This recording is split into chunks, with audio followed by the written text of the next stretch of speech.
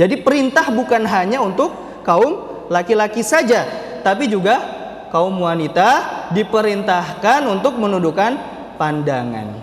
Ya, bisa dipahami ya ibu-ibu? Ya, karena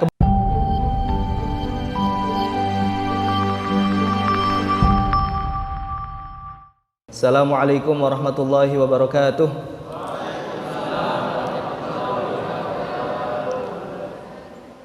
Kaifa halukum jami'an? Baik, hasanya jalana minal asihha insyaallah. Pada kesempatan kali ini Ustaz Taufik kebetulan berhalangan hadir, sehingga beliau mengamanahkan kepada saya untuk memberikan materi yang insyaallah sebenarnya ini titipan beliau materinya, ya, dan insyaallah nanti saya akan sampaikan materi ini. Dan juga ada salam dari beliau, alaika wa alaihi salam. Jadi ketika ada titipan salam kita menjawab alaika wa alaihis salam, ya. Ada titipan salam dari beliau untuk para jamaah sekalian, ya, karena beliau sedang berhalangan hadir tadi dalam perjalanan, ya, menuju Al-Fityan. Innal hamdalillah nahmaduhu wa nasta'inu wa na'udzu billahi min syururi anfusina wa min sayyiati a'malina may yahdihillahu fala mudhillalah wa may yudlil fala hadiyalah. Asyhadu an la ilaha illallah wa asyhadu anna Muhammadan abduhu wa rasuluh la nabiyya wa rasula ba'dah. Allahumma salli wa sallim wa barik ala sayyidina Muhammad wa ala alihi wa sahbihi ajma'in, amma ba'du. Jamaah Majelis Tazkiyatun Nafsi yang dirahmati Allah Subhanahu wa taala, insyaallah pada kesempatan kali ini mari kita bahas bersama tema yang mungkin sangat krusial. Kita sama-sama belajar di sini, yaitu 4 pintu setan dalam menguasai manusia. Sebenarnya setan itu bisa masuk ke berbagai lini, karena setan itu sebagaimana yang diterangkan dalam hadis, yajri majrad dam, ya, setan itu mengalir di setiap aliran darah kita, ya. Maka kita harus mewaspadai, ya, bagaimana tipu daya setan itu sendiri. Nah, dalam kesempatan ini kita coba fokuskan pada 4 pintu setan dalam menguasai manusia, ya. Karena, ya, salah satu ujian kita, ya, adalah menghadapi setan ini.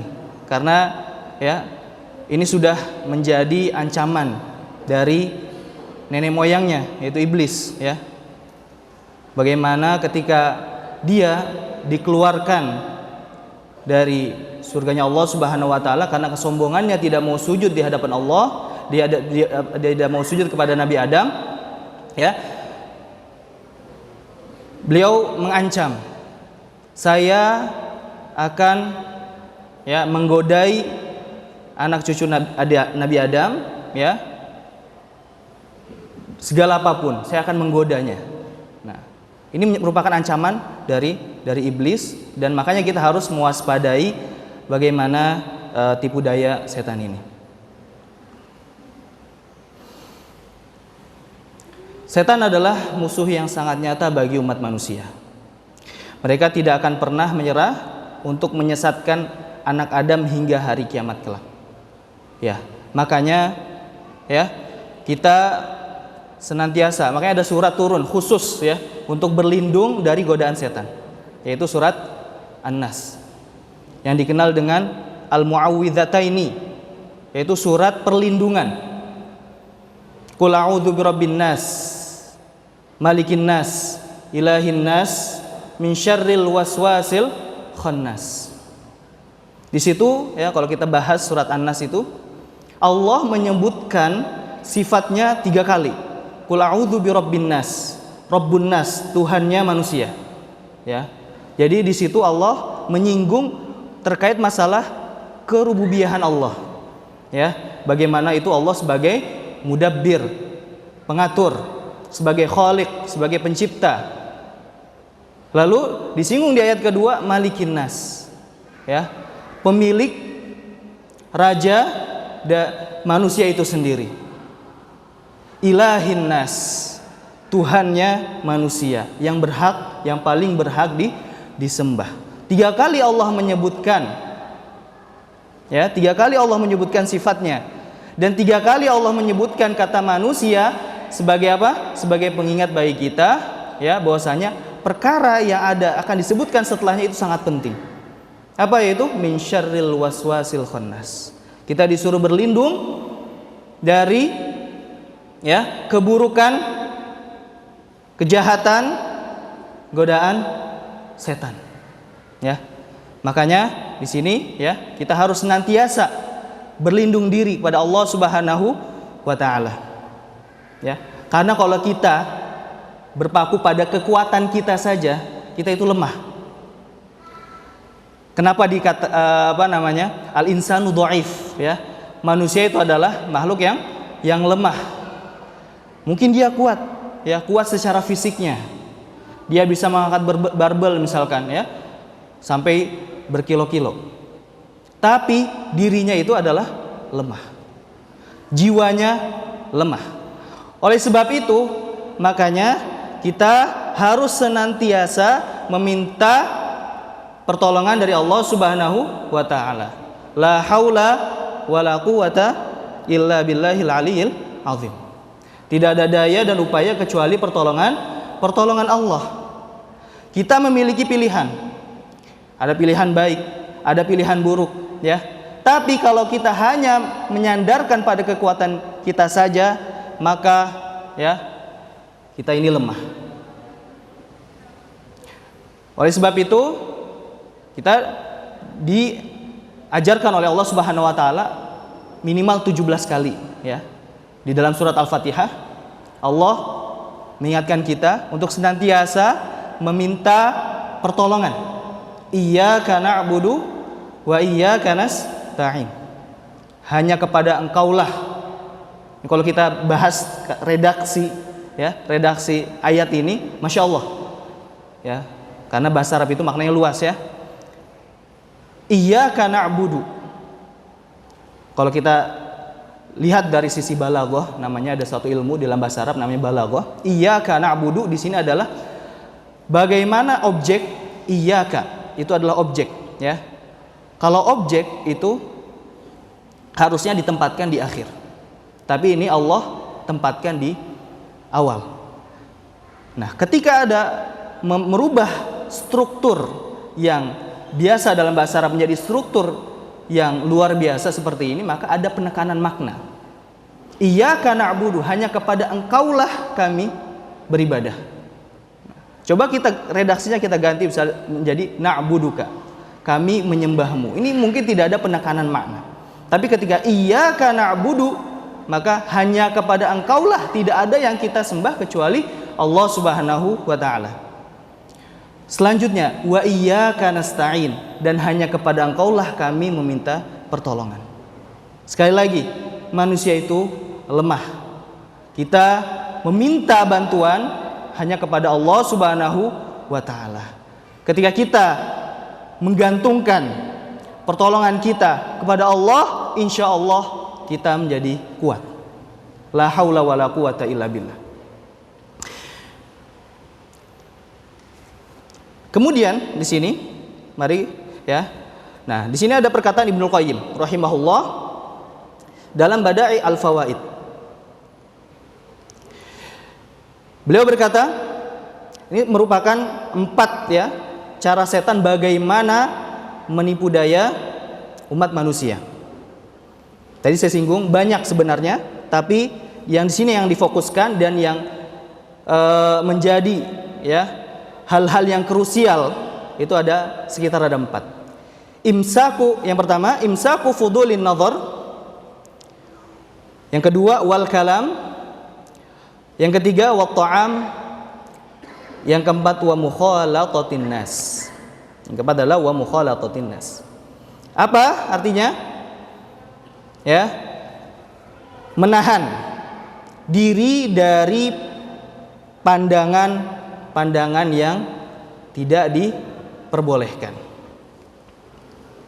Itu yang pertama. Jadi setan, ya, memasuki manusia pertama dari pandangan. Nanti akan kita bahas satu-satu. Yang kedua, wal kalam, dan ucapan. Yang ketiga, wa ta'am, dan makanan. Dan yang terakhir, wa mukhalatatin nas, dan pergaulan. 4 hal ini ya bisa ya menjadi, kalau kita tidak memperhatikan 4 hal ini, maka setan akan sangat mudah sekali untuk menggoda kita. Nah, ini artinya hendaknya menahan diri dari pandangan yang tidak bisa terjaga, banyak bicara, banyak makan, dan banyak bergaul. Hal-hal ini merupakan 4 pintu setan dalam menguasai manusia, dan jalan setan mencapai tujuannya. Enggan menundukkan pandangan akan mengantarkan pada menganggap baik, istihsan, yang dilihat akan menancap dalam hati, pikiran pun akan sibuk membayangkannya, hingga berpikiran agar tercapai tujuan. 4 hal ini disebutkan oleh Ibnul Qayyim dalam poin ke-10 setelah menyebutkan ke-9 kaidah bermanfaat untuk melindungi hamba dari setan dan menyelamatkan dari gangguannya. Bisa dicek ya di kitab Bada'i al-Fawaid. Mari kita bahas. Yang pertama adalah banyak memandang. Pandangan ya dari mata ya. Inilah merupakan salah satu pintu bagaimana setan itu menggoda kita. Pandangan. Karena dari pandangan akan jatuh ke hati. Dari pandangan akan jatuh ke hati. Dan dari hati, kalau dia tidak bisa mengontrol hatinya, maka akan jatuh ke selanjutnya, yaitu yang di bawah perut. Inilah bagaimana setan. Makanya la tattabi'u khutuwatis syaitan, janganlah kita mengikuti langkah-langkah setan. Langkah pertama itu adalah pandangan. Langkah pertama adalah pandangan. Oleh sebab itu makanya Allah Subhanahu wa taala berfirman memerintahkan kita sebagai seorang mukmin, qul lil mu'minina yaghuddu min absarihim wa yahfadzu furujahum. Katakanlah kepada orang-orang mukmin, hendaknya mereka menundukkan pandangannya. Nah, tapi di sini harus diperhatikan ya. Kita lihat ayatnya. Allah tidak menyebutkan yaghuddu absarahum, menundukkan pandangannya, tapi yaghuddu min absarihim, menundukkan sebagian pandangannya. Kenapa? Karena ya menundukkan ya ini khusus untuk lawan jenis ya, maksudnya itu bukan berarti kita harus nunduk terus gitu ya. Itu berarti salah memahami ayat ini ya. Karena ada beberapa keadaan kita diperbolehkan untuk tidak menundukkan pandangan. Makanya di sini disebut min absarihim, sebagian dari pandangannya. Ya, misalkan dalam hal muamalah ya, interaksi sosial ya, seandainya memang dibutuhkan untuk memandang lawan jenis, maka kita pandang. Ya, karena misalkan ketika interaksi kita harus tahu identitasnya, ya itu boleh untuk kita memandang lawan jenis. Tapi sekiranya kita tidak membutuhkan pandangan tersebut, maka itu tidak diperbolehkan. Ya, yaghuddu min absarihim. Karena kenapa? Ya, inilah pintu setan. Tadi ini langkah pertama setan sebelum mencapai langkah selanjutnya. Yaghuddu min absarihim wa yahfadzu furujahum. Nah, ini dia. Bisa kita lihat dari susunan ayatnya. Yaghuddu min absarihim, ini sebabnya. Ini pintunya. Akibatnya adalah naudzubillahi min dzalik, yaitu adalah tidak menjaga kemaluannya. Menempatkan kemaluannya tidak pada tempatnya. Oleh sebab itu Allah tekankan selanjutnya wa yahfadzu furujahum, dan menjaga kemaluannya. Jadi Allah sebutkan dulu pintunya, baru Allah sebutkan akibatnya. Jadi kita jangan sampai menggampangkan, meremehkan hal-hal ini ya. Ini menjadi pengingat ya bagi kita semua, karena ya mungkin sebagian orang ya Eh, Karena kan sebagian orang itu ujiannya itu berbeda-beda. Terlebih lagi ujian dalam kemaksiatan. Ada yang diuji ya lemah untuk menghadapi lawan jenis, ya. Ada yang diuji lemah dalam menghadapi finansial, keuangan. Ya. Ketika misalkan lemah dalam menghadapi lawan jenis, ya. Akhirnya dia terjebak pada perbuatan nista. Ada yang lemah dengan ujian ya finansial, akhirnya dia melakukan segala cara, dia tidak memikirkan apakah itu halal atau haram, ya, yang penting ya dapurnya ngebul seperti itu, ya. Ada juga yang diuji lemah karena ingin mencari tahta. Ya, tahta, jabatan, ya. Ada orang yang lemah seperti itu, sehingga dia menggunakan segala macam cara untuk bisa mendapatkan jabatan yang diinginkan. Dan itu kita lihat, ya, di zaman sekarang bagaimana ya orang-orang kita lihat ada yang lemah dalam ini, lemah dalam ini, dan setiap orang itu memiliki ujiannya masing-masing. Ya. Oleh sebab itu, maka kita tidak boleh menggampangkan perihal ini. Yaghuddu min absarihim wa yahfadhu furujahum. Nah, tadi di sini sebutkan yaghuddu min absarihim, menundukkan sebagian pandangannya. Jadi Allah mengharamkan sebagian pandangan dan menghalalkan sebagian pandangan. Nah, sebagian pandangan yang Allah halalkan ini ketika memang berhubungan, memang itu harus dipandang. Jadi kan di dalam syariat itu Allah membagi 3 tingkatan. Ada yang halnya krusial, doruriyat namanya. Ya, ada yang namanya hajiyat, kebutuhan. Kalau doruriyat ini kebutuhan primer ya, yang mana kalau misalkan tidak dipenuhi maka manusia itu ya akan binasa. Contohnya misalkan tidak ada makanan. Tidak ada makanan sama sekali, tidak ada minuman sama sekali, yang ada hanyalah makanan-makanan yang haram seperti babi misalkan, atau minuman seperti khamr.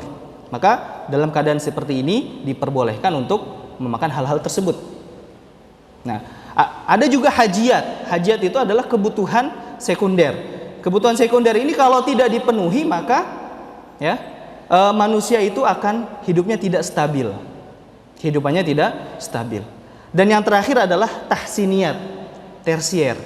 Ya, tahsiniyat ini sebenarnya kalau tidak dipenuhi itu tidak apa-apa. Seperti misalkan kita masih jomblo ya, misalkan masih jomblo, tapi kepingin rumah yang mewah, kepingin ya mobil yang mewah, padahal kebutuhan primernya masih banyak, ya kebutuhan sekundernya masih banyak. Itulah namanya kebutuhan tahsiniyat atau kebutuhan tersier. Ya. Nah, jadi dalam perkara muamalah itu diperbolehkan kita memandang lawan jenis, ya, lawan jenis. Kapan? Ketika ada kebutuhan. Kebutuhan tadi ya doruriyat dan kebutuhan hajiyat. Misal kita berprofesi sebagai dokter ya. Terlebih lagi ya misalkan ada dokter kandungan ya, yang mana dokter kandungan itu di situ tidak ada yang menangani kecuali laki-laki. Ya, kecuali laki-laki. Maka di situ dokter sebagai posisinya sebagai dokter maka diperbolehkan untuk ya tidak menundukkan pandangan. Berbeda kalau misalkan dokter perempuannya masih ada ya. Nah, itu tidak diperkenankan. Jadi kita bisa mengukur diri kita ya, karena siapa yang tahu kebutuhan itu adalah diri kita sendiri. Kita bisa mengukur ini kebutuhan kita, kebutuhan apa? Apakah kebutuhan yang sangat mendesak, krusial, maka diperbolehkan. Atau kebutuhannya hanya sebenarnya kita nggak butuh-butuh amat, tapi kita ingin memandang karena misalnya kita suka, ya, suka akhirnya dipandang terus. Nah ini yang seperti ini tidak boleh. Ya. Nah makanya para ulama itu obat ketika kita suka sama seseorang, suka itu kan masalah hati ya. Masalah hati itu tidak bisa dielakkan. Ya. Ketika ada rasa suka, ya, rasa benci segala macam, itu memang tidak bisa dikendalikan karena itu masalah hati. Tapi masalah hati ini jangan sampai berubah menjadi tindakan. Yang diharamkan adalah ketika sudah menjadi tindakan. Ketika sudah menjadi tindakan, kita suka, lalu tindakannya adalah perbuatan nista, maka itulah yang haram.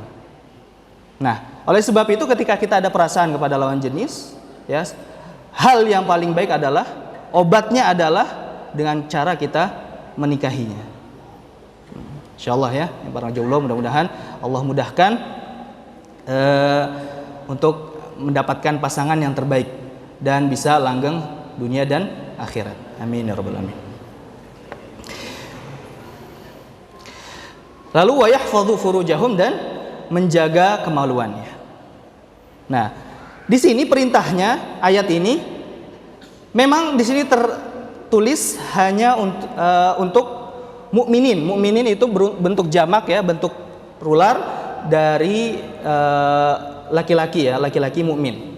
Tapi perintah ini bukan hanya untuk laki-laki saja.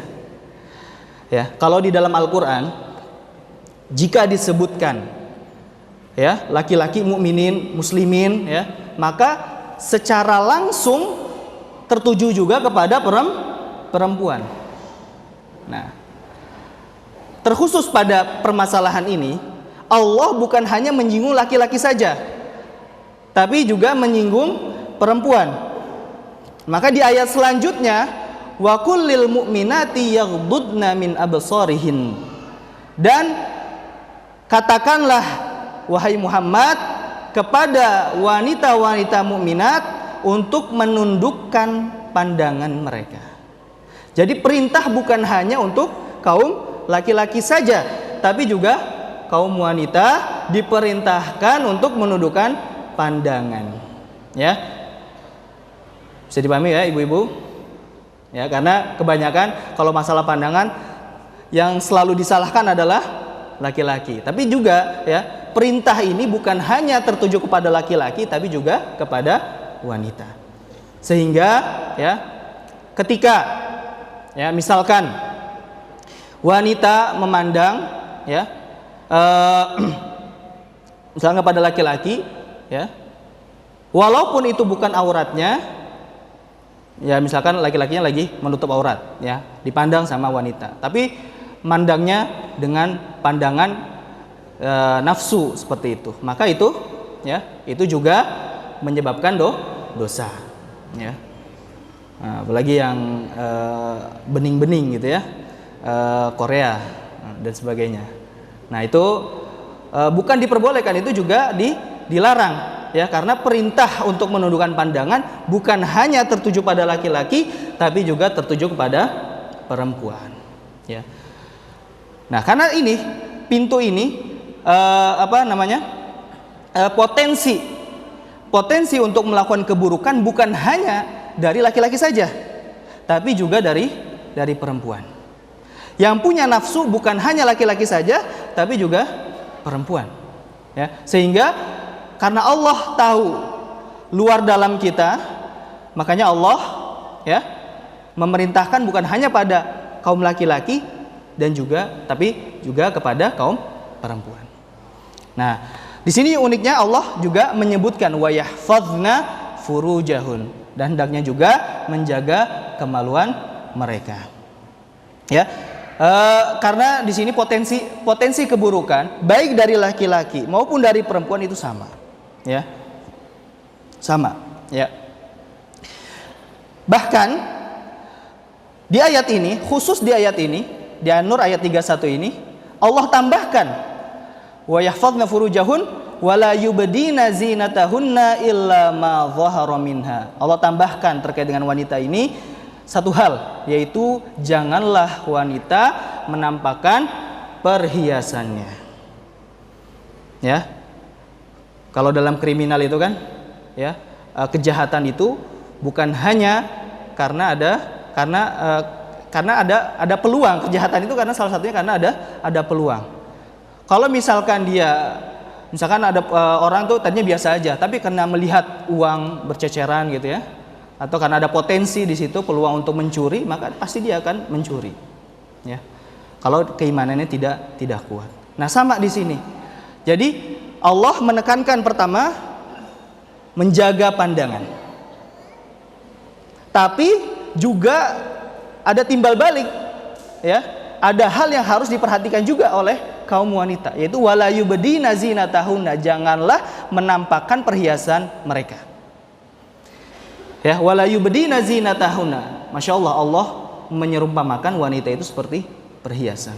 Oleh sebab itu, makanya sebagai wanita, ya, karena perhiasan itu harus dijaga. Kita punya emas LM, logam mulia, berapa gram gitu kan, kita jaga baik-baik. Seperti itulah wanita. Maka wanita juga harus dijaga. Bukan berarti ini merendahkan wanita, tidak. Justru kaum baratlah yang merendahkan wanita, diobral begitu saja, ya, dilihat, dipertontonkan oleh siapa saja. Itulah barat yang sebenarnya merendahkan wanita. Sedangkan Islam itu menjunjung, ya, menjunjung tinggi wanita. Bagaimana Islam itu menjaga wanita dengan penjagaan yang baik, ya. Wala yubdina zinatahunna illa ma dhahara minha. Janganlah kalian menampakkan perhiasan kecuali yang memang sudah tampak. Illa ma dhahara minha, ya. Nah, perhiasan yang biasa tampak, ya, ditafsirkan oleh para ulama ada dua. Ada yang sifatnya itu fisik, ya. Ada yang sifatnya non fisik atau pakaian dan sebagainya. Nah, fisik misalkan yang boleh diperlihatkan atau yang boleh dibuka seperti itu, ya. Itu adalah ada perbedaan di antara para ulama. Ada yang mengatakan hanya misalkan matanya saja. Oleh sebab itu, makanya sebagian ulama ada yang mewajibkan cadar bagi perempuan. Kita hormati, ya. Pandangan tersebut kita hormati. Ada juga ulama yang mengatakan illa ma dhahara minha adalah al-ainan wal kaffan. Al-wajh wal kaffan, afwan. Al-wajh wal kaffan. Wajah dan kedua telapak tangan, ya, kedua telapak tangan. Wajah dan kedua telapak tangan ini boleh dibuka, ya, boleh dibuka, tapi bukan untuk dilihat. Beda antara boleh dibuka dan untuk dilihat. Boleh dibuka bukan berarti boleh dilihat, karena tetap ketika laki-laki apakah boleh memandang wajah wanita, boleh memandang telapak tangan wanita, tetap tidak boleh kecuali memang ada kebutuhan seperti itu. Jadi memang boleh ditampakkan tapi bukan berarti boleh dilihat. Begitu juga dengan wanita, ya. Laki-laki memang batasan auratnya dikit, tapi bukan berarti harus dipandangi terus, dipelototin terus, ya. Gitu. Yang kedua adalah yaitu non fisik. Perhiasan non fisik, ya, yang diperbolehkan adalah, ya, misalkan cincin. Nah, cincin itu diperbolehkan untuk ditampakkan, ya. Perhiasan-perhiasan yang semisalnya itu masih kategorinya wajar, ya. Atau misalkan pakai celak, ya, itu boleh juga. Atau pakai apa namanya di sini? Ya, pena, ya. Henna, ya, henna.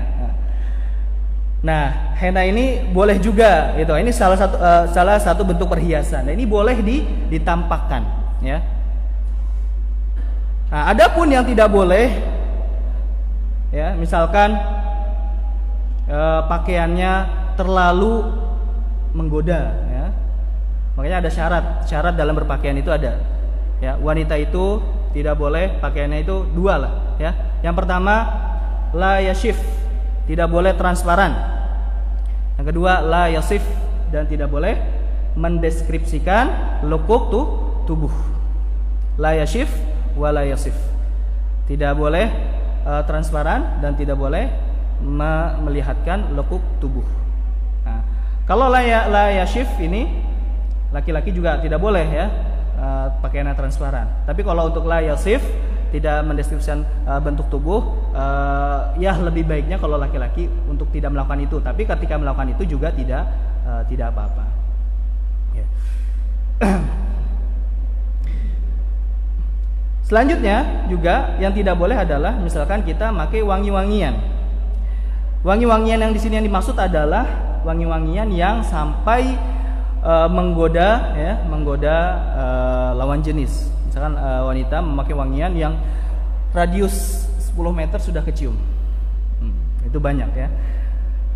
Saya kadang jalan gitu ya, tiba-tiba ada wanita gitu ya lewat, padahal jaraknya masih jauh, tapi sudah tercium.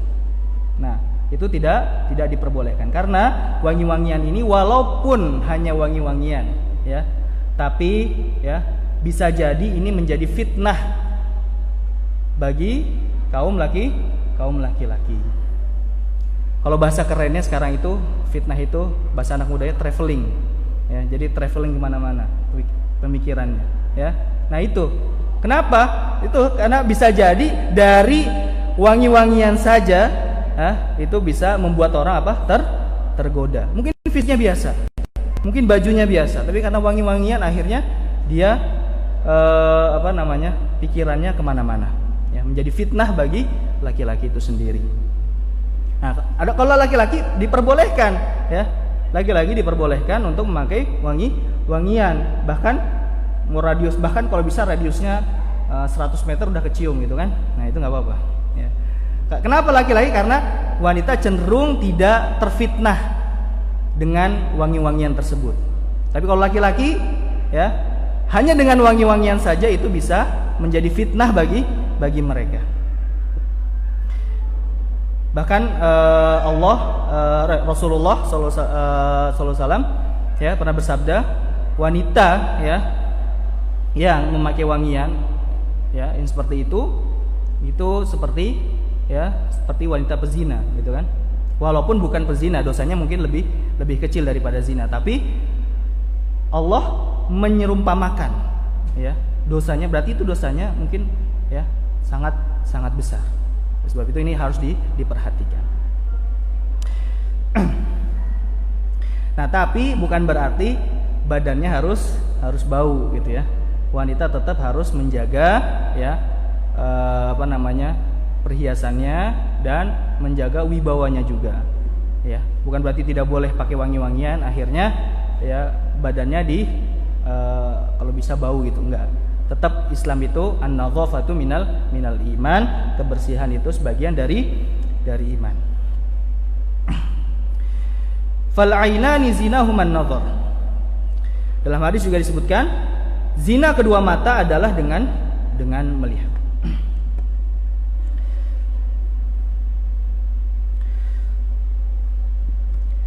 Dari Jarir bin Abdullah radhiyallahu taala anhu, ia berkata, sa'altu Rasulullah sallallahu alaihi wasallam an-nadharil faja'ah fa amarani an asrif basari. Nah, di sini Rasulullah sebutkan dalam hadis ya. Sekarang gimana kalau misalkan pandangannya itu hanya sekelibat ya, pandangan pertama ya. Nah, di sini aku pernah bertanya kepada Rasulullah SAW mengenai pandangannya tidak sengaja, maka beliau memerintahkan supaya memalingkan pandangan itu. Atau di redaksi di hadis yang lain, lakal ula wa laysat lakat tsaniyah. Bagimu yang pertama, pandangan pertama nggak apa-apa. Tapi kalau udah yang kedua, yang ketiga, yang keempat, itu tidak diperbolehkan. Karena kenapa? Yang pertama mungkin tidak sengaja, ya, tidak sengaja wajar. Rufi'al an ummati al khata' wan nisyan wa mastukrihu alaihi. Dimaafkan dari umatku apa? Kesalahan yang tidak disengaja, lupa dan ketika dipaksa. Jadi kalau misalnya pandangan pertama itu masih dimaafkan. Baik, jadi pintu yang pertama tadi adalah itu menjaga atau pandangan. Dari pandangan itu ya bisa turun ke hati. Nah, dari hati bisa turun ke bawah perut. Baik. Pintu yang kedua adalah banyak berbicara. Lisan. Lidah itu tidak bertulang. Tapi apa?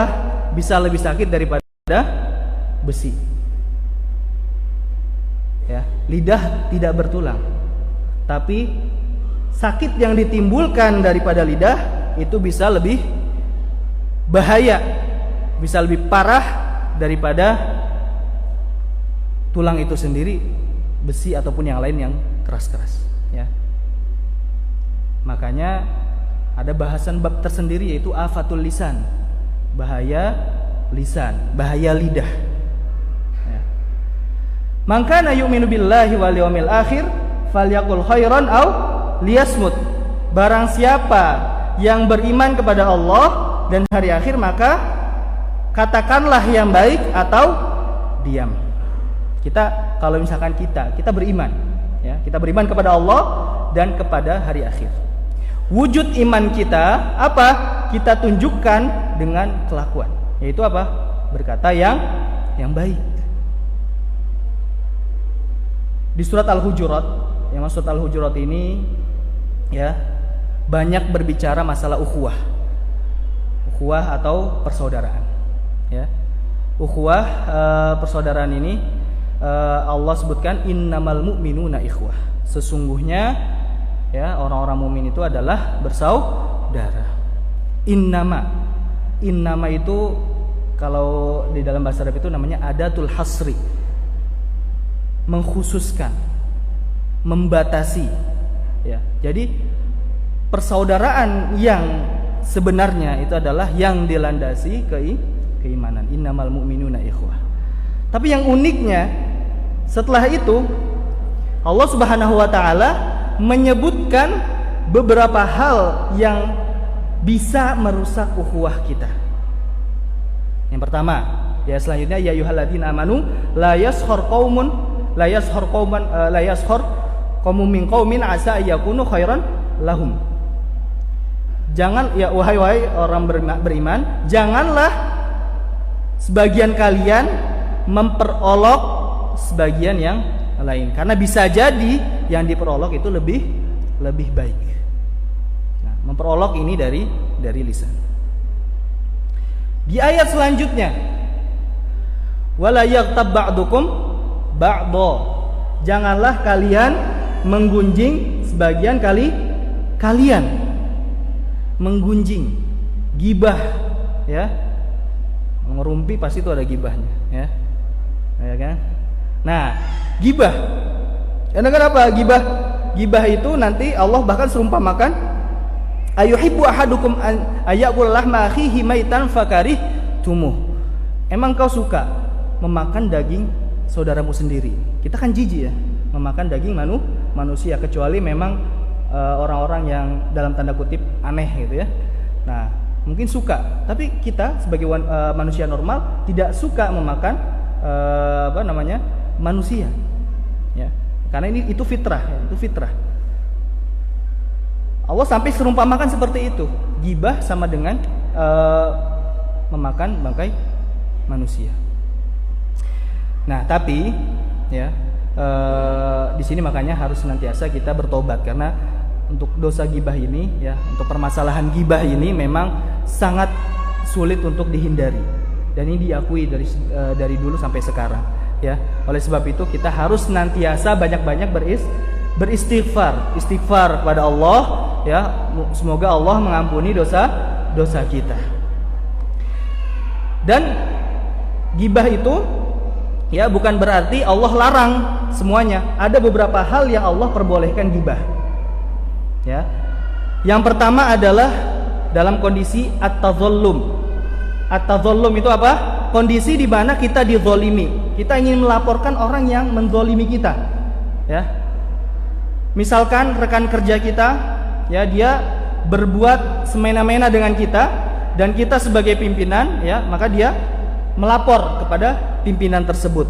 Dia, si fulan ini telah menzolimi kita gini-gini, mohon ditindaklanjuti. Apakah seperti itu boleh? Ya, itu boleh. Keadaan yang pertama adalah at-tadhallum. Keadaan di mana melaporkan orang yang zalim kepada orang yang bisa menanganinya, ya, kepada orang yang bisa menanganinya. Kalau tidak bisa menanganinya, maka tidak perlu kita laporkan. Misalkan ke rekan kerja kita, ya kan, si fulan gini. Tapi rekan kerja kita tidak bisa menanganinya, maka tidak perlu untuk kita sampaikan. kecuali kita sampaikan kepada pimpinan, karena pimpinan atau itu kan bisa untuk menangani hal tersebut, sehingga diperbolehkan untuk ghibah. Ya, ghibah yang dimaksud adalah membicarakan hal-hal keburukan. Ya, kalau misalkan membicarakan kebaikan, ya itu tidak apa-apa, ya, karena kebaikan. Tapi kalau membicarakan aib, keburukan, itulah yang tidak diperkenankan. Ada banyak, ada tadzallum, terus juga ada 4 kalau tidak salah ya disebutkan, yaitu al-isti'anah ala taghyiril munkar, meminta bantuan untuk mengubah kemungkaran. Nah, misalkan ada ustadz ya, ustadz atau yang dituakan lah ya, memang dia bukan pimpinan kita, tapi dia orang yang dihormati di tengah masyarakat, dan dia bisa untuk mengubah kemungkaran, maka boleh kita melaporkan keburukan orang lain kepada dia dengan niatan untuk apa? Mengubah kemungkaran. Tapi kalau hanya sekedar gibah, menggunjing dan sebagainya, itu ya itu tidak boleh. Selanjutnya al-istifta, ya, meminta meminta fatwa, ya, menanyakan fatwa pada ustadz misalkan, atau kepada guru, ya, ini bagaimana hukumnya jika seorang melakukan ini seperti ini, ya. Yang keempat adalah orangnya mengumbar-umbar aib. Memang aibnya itu diumbar-umbar, melakukan kemaksiatannya, ya, itu di halayak umum. Nah, orang yang seperti itu karena aibnya sudah dibongkar oleh dirinya sendiri, maka boleh untuk kita gibah, ya. Orang yang seperti itu nggak apa-apa, ya.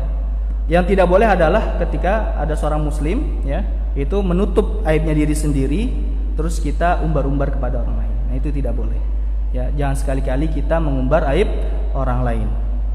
Nah, kenapa? Man satara musliman satarahullahu fid dunya wal akhirah. Barang siapa yang menutup aib orang lain, maka Allah akan tutup aibnya di dunia dan di akhirat. Kita semua punya aib, kita semua punya kelemahan. Hendaknya kita tutup aib kita, tutup kelemahan kita rapat-rapat, jangan kita buka sama sekali. Jangan kita buka, ya, jangan kita buka. Bahkan ke saudara kita, ke orang tua kita, ya. Jangan sampai kita buka. Ya, karena itu aib kita, ya.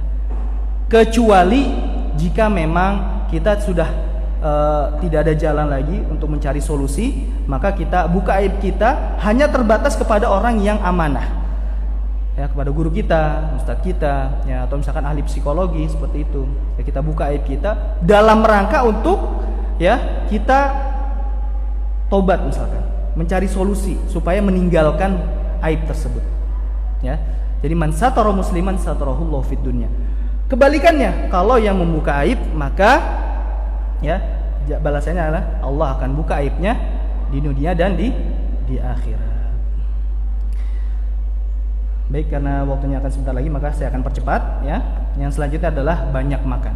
Ma mala adamiyun wi'an syarran min batnin bihasabi ibni adam ukulatun yuqimna sulbahu fa in kana la mahalah fa thuluthun li ta'amihi wa thuluthun li syarabihi wa thuluthun li nafsihi. Tidak ada tempat yang lebih jelek daripada memenuhi perut keturunan Adam. Cukup keturunan Adam mengonsumsi yang dapat menegakkan tulangnya. Kalau memang menjadi suatu keharusan untuk diisi, maka sepertiga untuk makanannya, sepertiga untuk minumannya, dan sepertiga untuk nafasnya. Ya, jadi kita jangan juga banyak makan, ya. Ini merupakan tuntunan dari Rasulullah SAW, ya. Yang baik adalah sepertiga untuk makanan, sepertiga untuk minuman, dan sepertiga untuk nafas. Karena ketika sudah, ya, kebutuhan perut itu dipenuhi secara overload gitu, maka tadi dampaknya, ya, salah satunya adalah akan turun ke bawah perut, yaitu, ya, dalam hal nafsu tadi, ya. Tapi tentu sepertiga ini setiap orang bisa menakarnya, karena yang badan besar tentu sepertiganya berbeda dengan yang berbadan kecil, ya. Yang pekerja keras tentu sepertiganya berbeda dengan yang tidak bekerja keras. Jadi sepertiga itu ya ditakar sesuai dengan bagaimana pribadi masing-masing. Yang bisa menakar adalah pribadi. Ya. Ibnu Rajab rahimahullah mengatakan manfaat dari sedikit makan bagi baiknya hati adalah hati akan semakin lembut, pemahaman semakin mantap, jiwa semakin tenang, hawa nafsu jelek tertahan, dan marah semakin terkendali. Hal ini berbeda dengan kondisi orang yang banyak makan. Dikutip dari Jami' Ulum wal Hikam ya, jilid 2 halaman 469. Dan yang terakhir adalah pergaulan ya. Pergaulan ini juga harus kita perhatikan. Rasulullah SAW bersabda ya,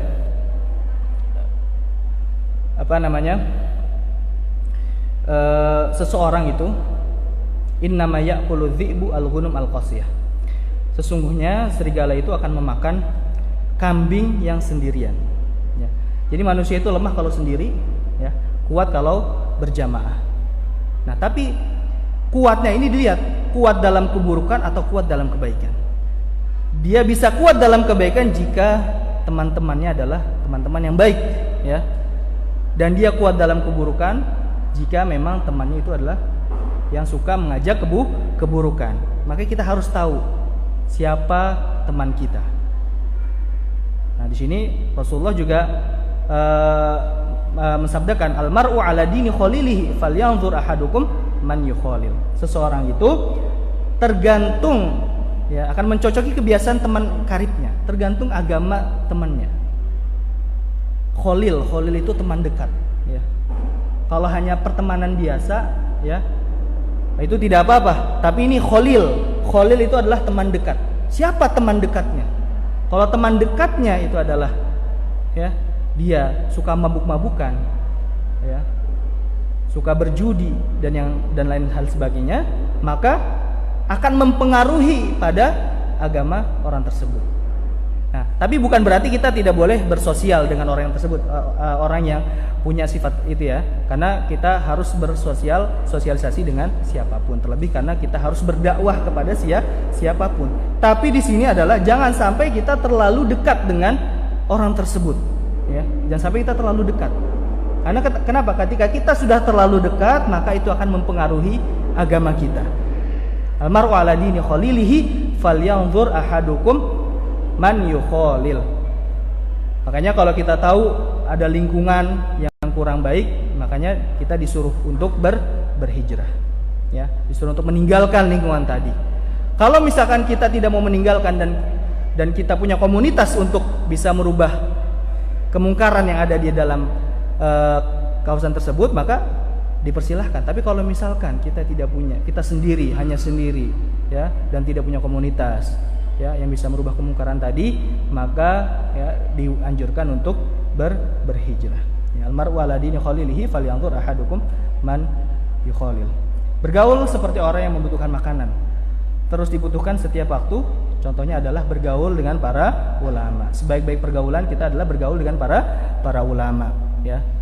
Walaupun misalkan ilmu kita masih dikit, tapi karena ya pergaulan kita, sosialisasi kita dengan para ulama, dengan ahli ilmu, dengan thalabul ilmi ya, penuntut ilmu, insyaallah ilmu itu akan ngalir ke kita ya. Walaupun pemahaman ilmu kita tidak dalam, tapi insya Allah sedikit demi sedikit kita bisa tercerahkan dengan pergaulan kita kepada para alim. Bergaul yang malah mendapatkan penyakit, misalnya adalah penyakit yang tidak dapat diobati. Ada yang kena penyakit bentuk lapar, ada yang kena penyakit panas sehingga tak bisa berbicara. Bergaul yang malah mendapatkan racun, contohnya adalah bergaul dengan ahli bid'ah dan orang sesat, serta orang yang menyesatkan yang lain dari jalan Allah, yang menjadikan sunnah itu bid'ah atau bid'ah itu menjadi sunnah, menjadikan perbuatan baik sebagai kemungkaran dan sebaliknya. Ya, mungkin kita dulu dididik dari kecil, ya, misalkan minum khamar itu buruk, haram, ya, babi itu haram, zina itu haram. Tapi karena pergaulan kita dengan orang-orang yang biasa melakukan hal-hal tersebut, sehingga kita tidak ada lagi rasa benci terhadap hal-hal tersebut. Itu naudzubillahi min dzalik. Karena selemah-lemahnya iman adalah ya mengingkari dengan hati. Ya, mengingkari dengan hati. Oleh sebab itu janganlah kita bergaul, kita harus selektif dalam pergaulan. Taib, mungkin itu yang bisa disampaikan, kurang lebihnya mohon maaf. Billahi taufiq wal hidayah. Assalamualaikum warahmatullahi wabarakatuh.